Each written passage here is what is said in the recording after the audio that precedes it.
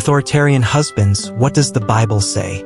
There are wives who live under the same roof, with their husbands every day, yet inside, they feel like prisoners. Not because of a lack of food or money, but because of the absence of something even more vital than breath itself, the respect and love of their husbands. You know, there are wounds in marriage that never bleed, yet leave scars deep in the soul. One of those wounds is when a husband, instead of protecting, controls, instead of cherishing, belittles, instead of being a source of strength, becomes a heavy burden for his wife. In society, many believe that being authoritarian and domineering is a man's strength. But in the Word of God, this is not strength, it is a sign of a heart that has not yet been transformed. Many families look fine on the outside, but inside, silent battles are taking place. The husband makes decisions alone, dismisses his wife's opinions as trivial, and imposes his will in both big and small matters. What to buy, what to sell, where to go, whom to meet. Even the wife's dreams and beliefs are denied. What are the consequences? The love between husband and wife grows cold, replaced by silence or endless arguments. Children either learn to despise women or grow distant and rebellious toward their father. And even more dangerous, the spiritual life is damaged because 1 Peter 3:7 warns that disrespecting one's wife hinders a man's prayers. There was a man respected in society, yet at home he never asked about his wife. As years passed, she remained silent, and he assumed silence meant agreement. Until one day, she left a letter behind. "I have been dead inside for a long time." Only then did he realize he had lost the most precious gift God had given him. Ephesians 5:25 teaches, "Husbands, love your wives, just as Christ loved the church and gave himself up for her." Christ did not rule with power, but with sacrificial love. The husband's role is not the right to demand obedience, but the responsibility to put his wife's well-being above his own.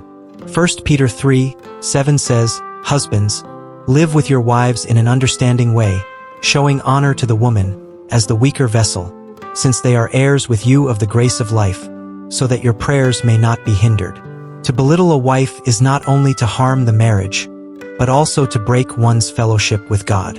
Matthew 20:26 teaches, "Whoever wants to become great among you must be your servant." The husband is called to lead, but to lead through serving, not through oppression. Root causes of authoritarianism. 1. Cultural tradition, the mindset of husband as master, wife as servant, deeply rooted in many. 2. Personal pride, the fear of losing control or appearing weak. 3. Misunderstanding of Scripture, misusing the husband is the head of the wife to justify control, while forgetting that the head must love as Christ loves. 4. A heart not yet transformed by the Holy Spirit, where power easily turns into oppression. I once knew a man who, when newly married, was very authoritarian. Every decision in the household came from him, without ever asking his wife.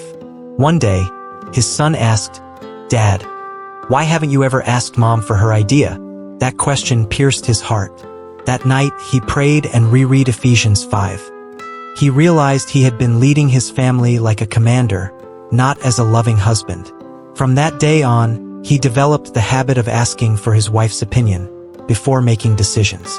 And their marriage was completely transformed. Another man known for being strict and domineering. To the neighbors, he was the strong pillar of the home, a man whose words were law. But to his wife, he was not a shelter, but a prison guard. One day, his wife fell seriously ill.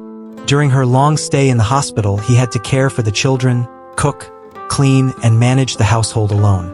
For the first time, he realized that all the small tasks his wife carried out daily were in fact an immense burden. At night, sitting by her hospital bed, he opened the Bible and paused at Ephesians 5:28. In the same way, husbands should love their wives as their own bodies. He who loves his wife loves himself. That verse was like a wake-up call. He wept and, for the first time, prayed for forgiveness for years of belittling his wife. When she recovered, he changed. He began to listen instead of imposing, to help with housework instead of dismissing it as women's duty, to say thank you instead of taking everything for granted. When friends came to visit, They were surprised to see a brighter, more peaceful family. And his wife said with joy, "My husband used to be authoritarian, but now he is truly my life partner." Some practical steps to change. 1. Listen before making decisions. 2. Give praise and encouragement. Look for opportunities to say thank you.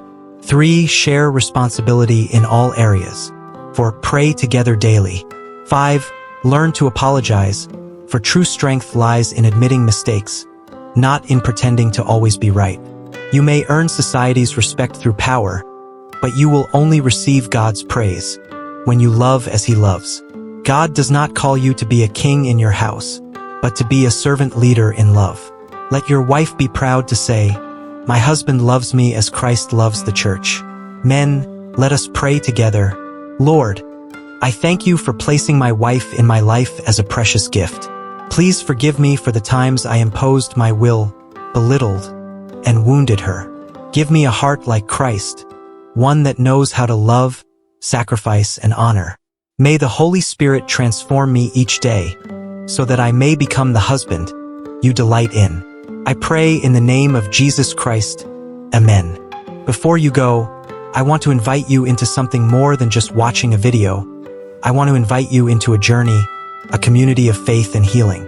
If today's message spoke to your heart, please consider subscribing to this channel so that together we can continue to grow in God's Word, in love, and in the calling He has for our families.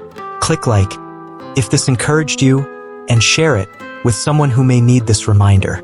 Your small action may be the seed of change in another home. And I would love to hear from you. Leave a comment below. Share your thoughts, your struggles, or your prayer requests. Let this be a place where we build one another up, not in judgment, but in grace and truth. Remember, every step toward love is a step toward God, and every word of respect spoken in your home is a reflection of Christ's heart. May His peace remain with you and your family.